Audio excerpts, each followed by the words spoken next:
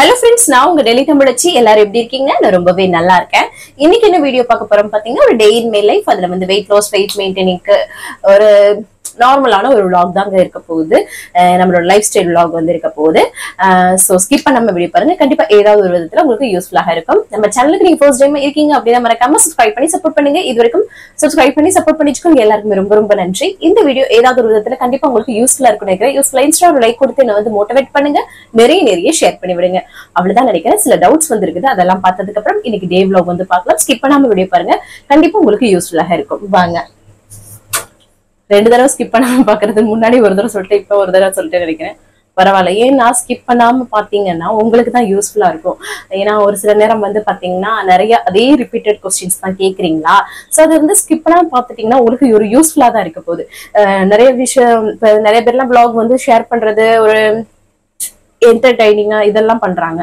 So அதெல்லாமே நம்ம skip பண்ணாம பாக்குறோம். நமக்கு ஒரு யூஸ்ஃபுல்லான விஷயத்த வந்து ஸ்கிப் பண்ணிடுறோம். சோ அதுதான் வந்து பண்ணாதீங்க, யூஸ்ஃபுல்லா இருக்கும் அப்படின்னு சொல்லிட்டு அகைன் சொல்லிட்டு இருக்கேன். சரிங்களா?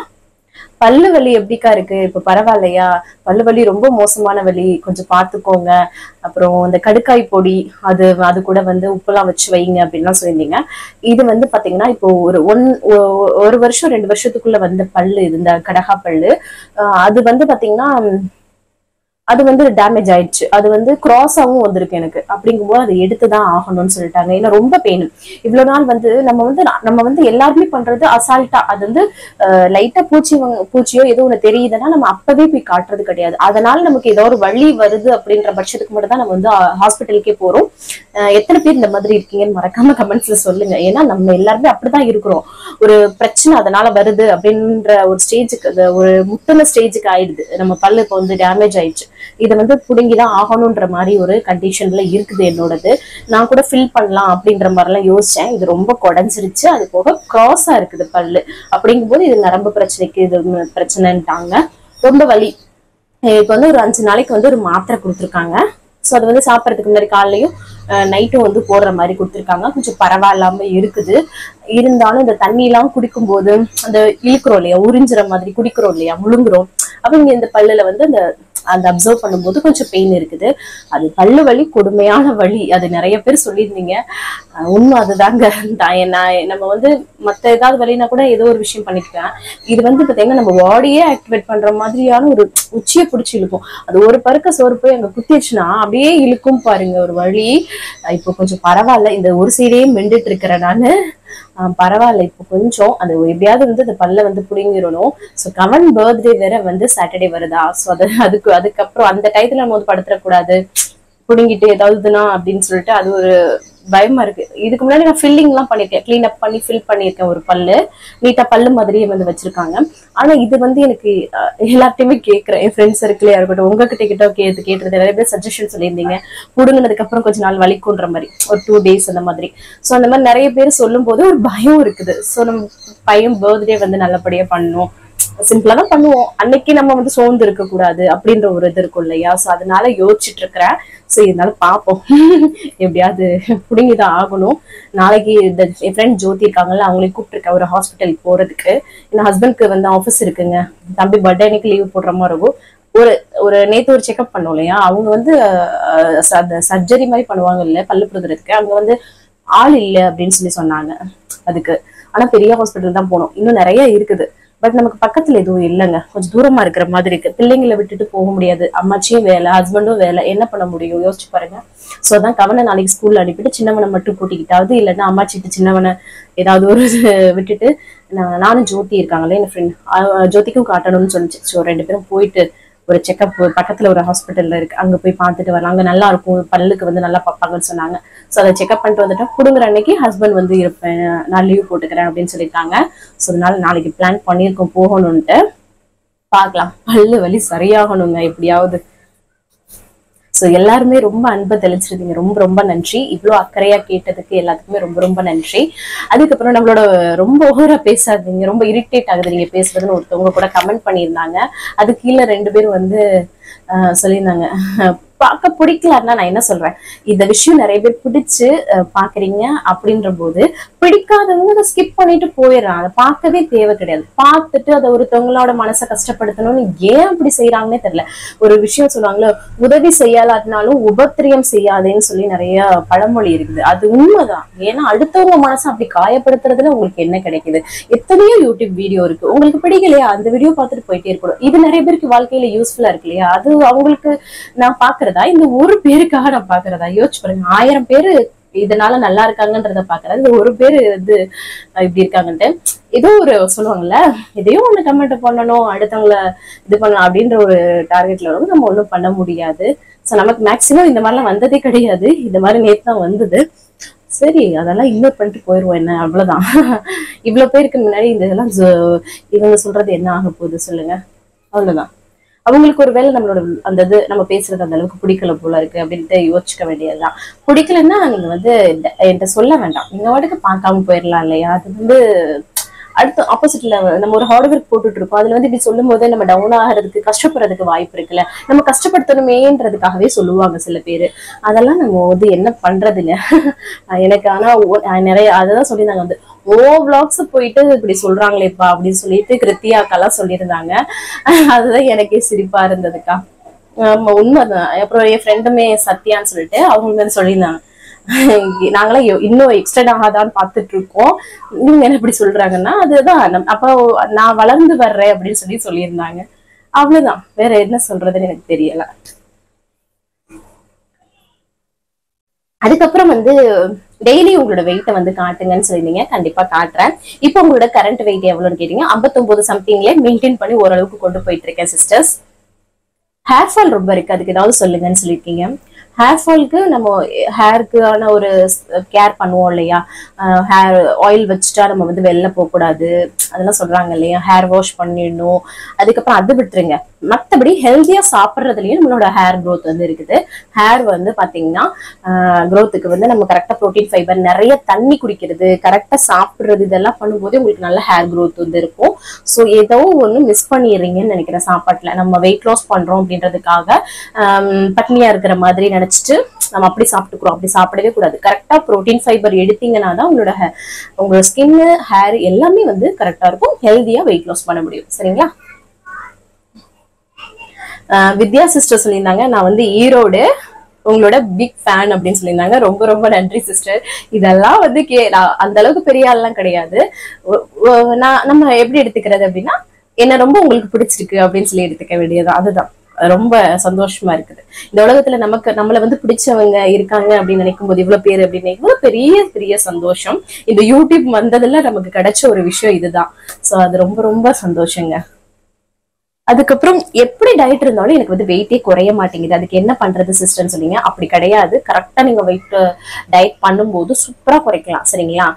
பிளஸ் வாக்கிங் பண்ணும்போது 1 hour வாக்கிங், கரெக்டான ப்ரோட்டீன் ஃபைபர் எடுத்து நீங்க 3 வேளையும் நைட் டின்னர்லாம் வந்து 6:30 to 7 முடிச்சிடுறது. இது மாதிரி ரெகுலரா கரெக்டா ஃபாலோ பண்ணீங்கன்னா குவான்டிட்டி கம்மியா எடுத்துக்கணும், அதிகம் எடுத்துக்காம பண்ணும்போது சூப்பரா குறைக்கலாம். சரிங்களா? அதுக்கு வாய்ப்பு அதிகமா இருக்கு. சோ நீங்க ஏதோ ஒரு மிஸ்டேக் பண்றீங்கன்னு நினைக்கிறேன். கரெக்டா தூங்குறீங்களான்னு பாருங்க, கரெக்டா தண்ணி குடிக்கிறீங்களான்னு பாருங்க, எல்லாமே பாருங்க. சரிங்களா? ஏன்னா நம்ம வீடியோஸ் பார்த்து அவ்வளவு பேர் வெயிட் லாஸ் பண்ணி டெய்லி ரிசல்ட் கொடுத்துட்டு இருக்காங்க. சோ அதையும் உங்களை மோட்டிவேஷன் எடுத்துக்கோங்க. சின்ன தப்பு கூட பண்ணிடக்கூடாது. அப்போ நம்ம அன்னைக்கு டே பண்ணதுக்கான வேஸ்ட் ஆயிடும். சரிங்களா? நீங்க சொல்லும் போதே வந்து பாத்தீங்கன்னா ரவை உப்புமா செஞ்சு சாப்பிடணும் போல இருக்கு அப்படின்னு சொல்லியிருந்தாங்க. உண்மைங்க. கடலை பருப்பு எல்லாம் போட்டு நல்லா வறுத்து அந்த ஒரு வறுத்த ரவையை போட்டு பண்ணும்போது டேஸ்ட் ரொம்ப நல்லா இருக்கும். கண்டிப்பா சாப்பிடுங்க. அப்படி சுடு சுடு சாப்பிடும் போதெல்லாம் அப்படியே டேஸ்ட் செம்மையா இருக்கும்.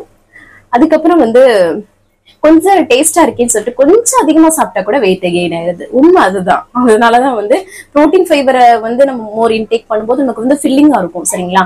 சோ அந்த மாதிரி போயிடுங்க. ரைஸ் வந்து முடிஞ்ச வரைக்கும் கம்மி பண்ணிக்கிறது தான் நமக்கு வந்து நல்லது. பாசிப்பருப்பு வந்து வெஜிடபிள்ஸ்ல ஆட் பண்ணி சாப்பிடலாமா? கண்டிப்பா பாசிப்பருப்பு வந்து சாப்பிடலாமான்னு கேட்டிருந்தீங்க. பாசிப்பருப்பு எல்லாம் நிறைய ப்ரோட்டீன் இருக்குது. அந்த ஒரு சில நேரம் முட்டைக்கோஸ் பொரியல் எல்லாம் நம்ம வந்து லைட்டா ஊற வச்சுட்டு சேர்ப்போம். அந்த மாதிரி தான் நீங்க கேட்கறீங்கன்னு நினைக்கிறேன். இல்லன்னா நம்ம வந்து கூட்டு பண்றோம் அந்த மாதிரி தான் நினைக்கிறேன். எனக்கு புரியல. சோ இதனால இந்த மாதிரிதான் வெஜிடபிள்ஸ்ல சேர்த்து சாப்பிடலாமா இல்ல பாசிப்பருப்பு சாப்பிடலாமா? கண்டிப்பா சாப்பிடலாம் சிஸ்டர். சரிங்களா? ரொம்ப ரொம்ப நல்லது. அப்புறம் ஒரு சிஸ்டர் சொல்லியிருந்தாங்க, புவனேஸ்வரி சிஸ்டர் நினைக்கிறேன், 10 பல்லு வந்து புடிங்காச்சு சிஸ்டர், இப்ப செட்டு வச்சிருக்கிறேன். சோ எங்க வீட்டுல வந்து அந்த மாதிரி ஃபில் பண்றது அதுக்கு எது பண்ணாமலே என்னை வந்து புடுங்கி விட்டுட்டாங்க. அது ரொம்ப ரொம்ப தப்புங்க. ஓவர் பல்லு வந்து புடுங்க கூடாதுங்க. அது உடம்புக்கு நல்லது கிடையாது. ரொம்ப நம்ம வந்து கேர்ஃபுல்லா இருந்து பார்க்கணும். சோ முடியாத பட்சத்துக்கு தான் நம்ம வந்து பல் புடுங்கணும். இன்னொரு விஷயம் வந்து பாத்தீங்கன்னா பல்லுக்கு ரொம்ப கேர் கொடுக்கணும். அது போக ஐயோ அது எப்படிதான் இருந்தீங்களோ தெரியல, சாப்பிட முடியாம ரொம்ப கஷ்டப்பட்டீங்கன்னு சொன்னீங்க. எனக்கு அதெல்லாம் எனக்கு பயமா இருக்குதுங்க. எவ்வளவு கஷ்டம் தெரியுமாங்க. பாத்துருங்க சிஸ்டர். ஏன்னா முடிஞ்ச வரைக்கும் பல்ல புடுங்கிட்டு அப்புறம் நான் தான் சிஸ்டர் ரொம்ப கஷ்டப்பட்டேன் அப்படின்னு சொல்லியிருந்தாங்க. உண்மைதான். உங்களுக்கு நல்லா யோசிச்சு நம்ம எல்லாருமே பண்ணணும். உங்களோட வீடியோல வந்து பாய் சொல்ற வரைக்கும் நான் வந்து பாத்தீங்கன்னா வீடியோ பாப்பேன் சிஸ்டர் அப்படின்னு சொல்லுவீங்க. ரொம்ப ரொம்ப நன்றி சிஸ்டர். அப்படி நிறைய பேர் இருக்கீங்க. எனக்கு அதுல ஒரு சிலருக்கு தான் அது ஒரு சிலர் தான் ஸ்கிப் பண்ணிடுறாங்க. அதுக்கு அகெயின் வந்து அதே டவுட் வந்து கேக்குறாங்க. சம்டைம் ஒரு சிலருக்கு வந்து ஐயோ இது வேண்டாத போர்ஷன் மாதிரி இருக்குன்னு தோணலாம். எல்லாரோட மைண்ட் செட்டும் இருக்கும் இல்லையா? சோ அதனால எல்லாருமே ஒரே விதமான மைண்ட் செட்ல இருக்க முடியாது. சோ அதுவும் நமக்கு புரிஞ்சுக்கணும். அதனால பாக்குற எல்லா சிஸ்டருக்குமே ரொம்ப நன்றி. எனக்கு பிடிச்சி பாக்குறீங்க அப்படின்னு நினைக்கும் ரொம்ப சந்தோஷமா இருக்குது. ரொம்ப பிரஷ் பண்ணக்கூடாது சிஸ்டர், உண்மைதாங்க. ஆனா நம்ம வந்து பாத்தீங்கன்னா அப்படியே தேய்க்கிறது நல்லா ரொம்ப தேய்க்க கூடாது. காதையுமே ரொம்ப குடையக்கூடாதுன்னு சொல்லுவாங்க. அதெல்லாம் வந்து உண்மைதான். ஆனா நம்ம வந்து பாத்தீங்கன்னா நல்லா தேய்க்கிறது இதெல்லாம் பட்ஸ பார்த்தாலே வந்து பாத்தீங்கன்னா ஒரு அப்படியே கூசும் பாருங்க. எப்படா எடுத்து குடைவோன்ற மாதிரி வரும் ஃபீலு. இப்பெல்லாம் நம்ம பட்ஸ் அந்த அளவுக்கு வாங்குறதே கிடையாது. வாங்கினா அது பார்க்க நமக்கு வந்து குடையும் போலயே ரொம்ப இருக்கும். யாருக்கு அப்படிலாம் இருக்குன்னு சொல்லிட்டு மறக்காம சொல்லுங்க. அதெல்லாம் ஒரு அடிக்ட் மாதிரி. அப்படி ஒரு அடுத்த ஆளு அதை நோண்டிட்டு இருந்தாங்க காதனால் நமக்கு அப்படியே பண்ணணும்னு தோணும். அந்த மாதிரிதாங்க. இதெல்லாம் மனசு பாடியோட ஒட்டி போச்சு.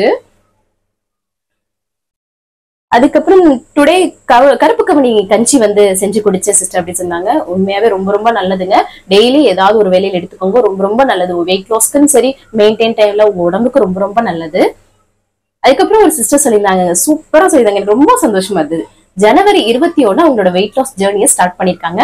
76ல இருந்து 57க்கு வந்திருக்காங்க.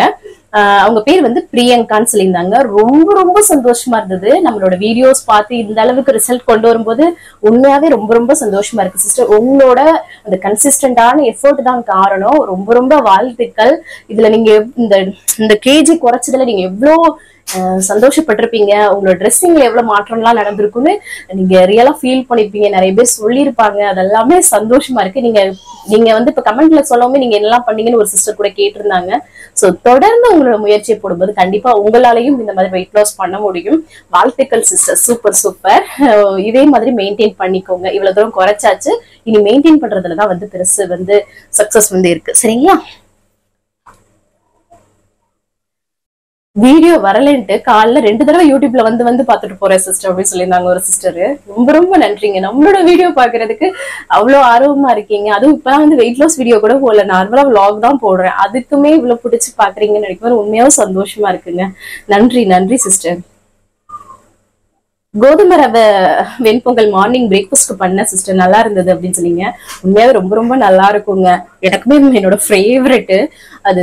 நார்மல் அது பச்சரிசியில பண்ற பொங்கலை விட்டுட்டு இப்ப கோதுமை ரவை மட்டும் தான் பண்றேன்னா பாத்துக்கோங்களேன், அவ்வளவு டேஸ்டா இருக்கும். அதுவும் சுட சுட அந்த தேங்காய் சட்னியோட சாப்பிடறதுக்கு அமிர்தாங்க. நேத்தெல்லாம் அப்படிதான் காலை பிரேக்ஃபாஸ்ட் எல்லாருமே உட்காந்து சாப்பிட்டோம். சூப்பரா இருந்தது. அப்புறம் ஒரு சிஸ்டர் கேட்டிருந்தாங்க, மயிலாடுதுறையில இருந்து மீனா சிஸ்டர்ஸ் கேட்டிருந்தாங்க, சுகர் வந்து எந்த வகையானதும் எடுத்துக்க கூடாதுன்னு சொல்றீங்க, அப்ப நமக்கு வந்து லோ சுகர் ஆயிடாதா அப்படின்னு சொல்லி கேட்டிருந்தாங்க. அப்படி கிடையாது. நமக்கு தேவையான அனைத்து வகையான சக்தியும் நமக்கு வந்து மற்ற பொருட்களே கிடைக்குது. அது வந்து இனிப்புல வந்து கிடைக்கிறதுனால லோ சுகர் அதெல்லாம் கிடையவே கிடையாது சிஸ்டர். நமக்கு தேவையான சுகர் எல்லாமே நம்ம சாப்பிட்ற பொருட்கள்ல போதுமான அளவு இருக்கும். சோ அதனால டோன்ட் வரி. எந்த வகையான சுகருமே சேர்த்துக்காம இருக்கிறது உங்களோட உடம்புக்கு அவ்வளோ நல்லது. சோ கண்டிப்பா ட்ரை பண்ணுங்க. சரிங்களா? உங்களோட ஸ்கின்ல இருந்து எல்லாமே சேஞ்சஸ் ஆகும், க்ளோ ஆகும், எல்லாமே இருக்கும். சோ அதனால கவலையே படாதீங்க. சரிங்களா? ஆல்மோஸ்ட் இன்னைக்கு கமெண்ட் எல்லாமே ரிப்ளை பண்ணியாச்சு. வேற ஏதாவது டவுட் இருக்குன்னா கமெண்ட்ஸ்ல கேளுங்க. அடுத்தடுத்த வீடியோல உங்க கூட ஷேர் பண்ணிக்கிறேன். இன்னைக்கு பிறந்த நாள் அப்புறம் திருநாள் நாளுக்கான அனைவருக்குமே என்னோட மனமார்ந்த வாழ்த்துக்கள். வாங்க இன்னைக்கு டே vlog வந்து பார்க்கலாம். ஸ்கிப் பண்ணாம வீடியோ பாருங்க. வாங்க பார்க்கலாம். காலையிலே வந்து ஃப்ரெஷ்ஷா வந்து டேவை வந்து ஸ்டார்ட் பண்ணியாச்சுங்க. காலையிலே சரியான மழைங்க. நைட்ல இருந்தே வந்து பாத்தீங்கன்னா மழை பேஞ்ச மணியாமே இருந்தது. இங்க பாருங்களேன், மழை பெஞ்சிட்டே இருந்தது. அப்புறம் வந்து கவனை வந்து ஸ்கூலுக்கு அனுப்பலாங்க, ரொம்ப மழை பெஞ்சிட்டே இருக்கவும்.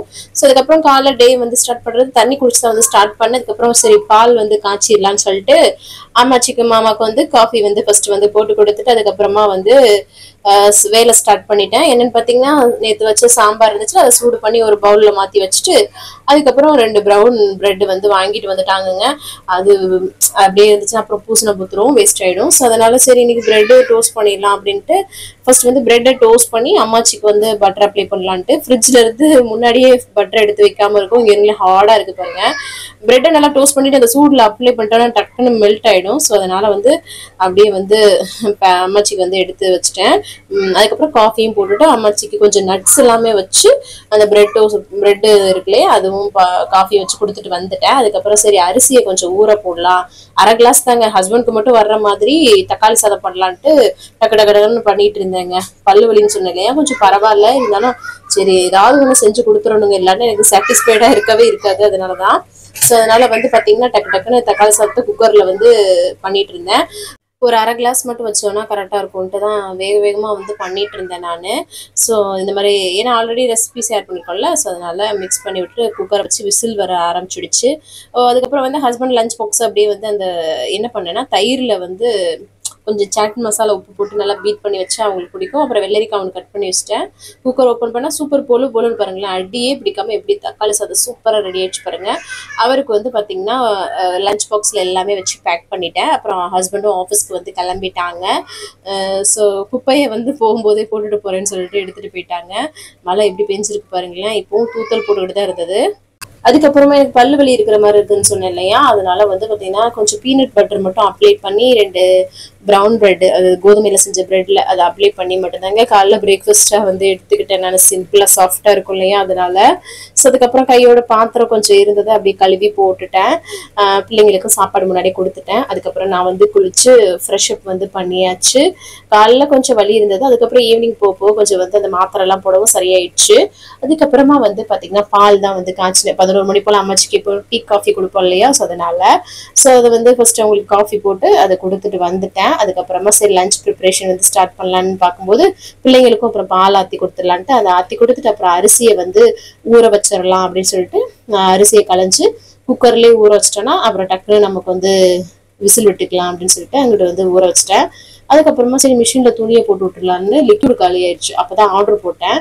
ஸோ அதனால வந்து பாத்தீங்கன்னா சர்ஃப் வச்சுருப்போம் எப்போவுமே, அதை போட்டு மிஷின் ஆன் பண்ணி விட்டுட்டு அதுக்கப்புறமா வந்து குக்கரை ஆன் பண்ணி விட்டுட்டேன். அதுக்கப்புறம் சரி கருவாடு வந்து பொரிக்கலாம், நேற்று வச்ச சாம்பார் சுண்டை வச்சுருக்கோம் இல்லையா, ஸோ அதனால கருவாடு வந்து இது பண்ணிக்கலாம் அப்படின்னு இந்த கருவாடு எடுத்து நல்லா க்ளீன் பண்ணி கழுவி எடுத்துருக்கேன். கொஞ்சம் சுடுதண்ணிலாம் ஊற்றி கழுவி எடுத்துருக்கிறேன். ஸோ அதுக்கப்புறமா வந்து பார்த்தீங்கன்னா குக்கரும் இங்கிட்டு வந்து விசில் வர ஆரம்பிச்சிடுச்சா. அதுக்கப்புறமா இங்கிட்டு வந்து பார்த்தீங்கன்னா சரி கருவாடுக்கு வந்து நல்லா நிறைய வெங்காயம் வந்து கொஞ்சம் நறுக்கிக்கலான்ட்டு நறுக்கிக்கிட்டேன். ஒரு பேன்ல எண்ணெய் சுடு பண்ணிட்டு பூண்டு நல்லா தட்டி சேர்த்துட்டு கருவேப்பிலை வெங்காயம் நல்லா நீல வாக்குல இந்த மாதிரி கட் பண்ணி சேர்த்துக்கோங்க. அப்ப கருவாடோட நம்ம சேர்த்து வதக்கும் போது நல்லா வதங்கும், ரொம்ப வதக்காம டேஸ்டா இருக்கும். கருவாடை கிளீன் பண்ணி வச்சிருக்கோம்ல அதையும் சேர்த்துச்சு. அது கூடயே வந்து கொஞ்சம் வந்து வெறுமிளகாய் தூள் வந்து சேர்த்துக்கிறேன்.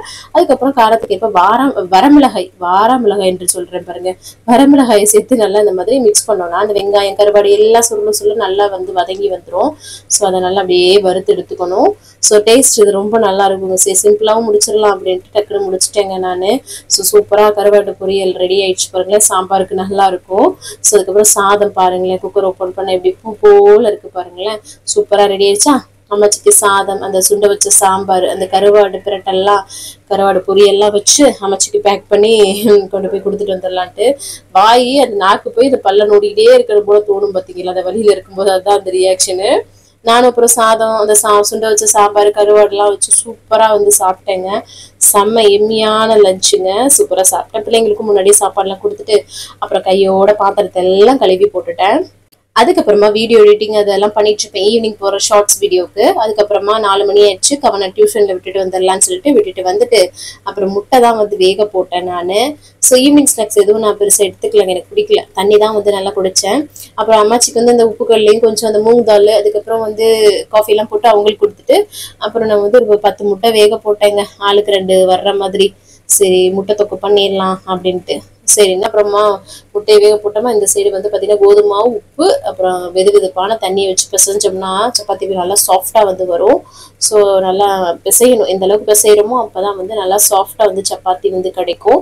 ஸோ அதுதான். அதுக்கப்புறம் நான் நல்லா அழுத்தி அழுத்தி இந்த அளவுக்கு பிசைஞ்சு வச்சுட்டேன் பாருங்களேன். அதை அப்படியே வந்து மூடி வச்சிடலாம். அது பாட்டுக்கு ஊறட்டும். அதுக்கப்புறம் கொஞ்சம் நேரம் சென்று இன்ட்ரொடக்ஷன் வீடியோ எடுத்தேன். அதுக்கப்புறமா தான் முட்டை தொக்கு பண்ணுறதுக்கு வந்தேன். முட்டை தொக்குக்கு ஃபர்ஸ்ட் முட்டை உரிச்சு வச்சுட்டேன். அதுக்கப்புறமா வெங்காயத்தையும் பூண்டும் இந்த இந்த இது இருக்கு இல்லையா, இந்த ஜாரில் போட்டு நல்லா வந்து சாப் பண்ணி எடுத்தேன். நல்லா பொடிசா வந்து வரும் இல்லையா, அதனால ஒரு கடாயில எண்ணெய் சூடு பண்ணிட்டு கடுகு சோம்பு வந்து பொரிய விட்டுக்கிறேன். அதுக்கப்புறமா வெங்காயம் அது பூண்டும் வந்து நல்லா பொடியா சாப் பண்ணியிருக்கோம் பாருங்க, அதையும் சேர்த்து பொடியா கட் பண்ண பச்சை மிளகாய், கருவேப்பிலை அதையும் சேர்த்து நல்லா வந்து வதக்கி விட்டுக்கலாம். இந்த மாதிரி தொக்கு பண்ணும்போது நல்லா இருக்குங்க. அப்புறம் தக்காளி, உப்பு போட்டு அதையும் நல்லா வந்து வதக்கி விட்டுக்கலாம். இங்கிட்டு வந்து டசானா பாப்பா வந்துருந்தா கவனம் அவங்களும் இந்த மம்பட்டியாம் பாட்டுக்கு 2 பேரும் டான்ஸ் ஆடுறத பாருங்களேன். நல்லா அவங்க 2 பேரும் நல்லா என்ஜாய் பண்ணிட்டு இருந்தாங்க. பிள்ளைங்களை இங்கிட்டு பார்க்க அங்கிட்டு நான் பார்க்க இப்படியே ஓடுங்க. ஏன்னா பிள்ளைங்க எல்லாம் சின்ன பிள்ளைங்க இல்லை, நம்ம வந்து கவனிச்சுட்டே இருக்கணும். அதனால நான் பார்த்துட்டே இருப்பேங்க. அப்புறம் தக்காளி எல்லாம் நல்லா வதனதுக்கப்புறம் வீட்டில் வச்சு குழம்பு மிளகாய்த்தூள், காரத்துக்கு ஏற்ப சேர்த்து அதையும் நல்லா சுருள வதக்கி விட்டுக்கிறேன். அப்புறம் தேவையான அளவு தண்ணி வந்து விட்டுட்டு, நான் தொக்கு மாதிரி பண்றதுனால அதிக அளவு தண்ணி சேர்க்கல. அப்புறம் தேவையான உப்பு சேர்த்துட்டு இது நல்லா மிக்ஸ் பண்ணி விட்டுட்டு நம்ம நல்லா கொதிக்க விடணும். அப்பதான் டேஸ்ட், இது எவ்வளவு வதக்குறோமோ அப்பதாங்க நல்லா டேஸ்ட் வந்து வரும். அப்புறம் மூடியை ஓப்பன் பண்ணி மூடி போட்டு தான் வந்து நல்லா வந்து சுண்ட விட்டேன். நல்லா எண்ணெய்லாம் பிரிஞ்சு வந்திருக்கு பாருங்க. அதுல வந்து நம்ம முட்டை வேக வச்சதை கீரி இப்படியே வந்து சேர்த்துக்க வேண்டியதுதான்.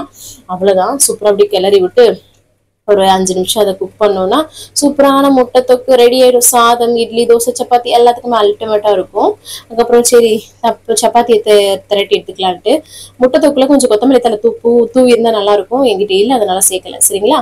ஸோ அதுக்கப்புறம் சப்பாத்தியை தட்டி எடுத்துட்டேன். கொஞ்சம் நெய் போட்டு தான் வந்து போட்டு எடுத்தேன் நான்.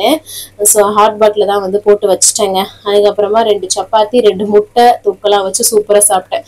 பல்லு வலி சிஸ்டர் எப்படி சாப்பிட்டீங்கன்னு கேட்டா, எனக்கு வந்து இப்போ வந்து பல்லு வலி கொஞ்சம் பரவாயில்லைங்க.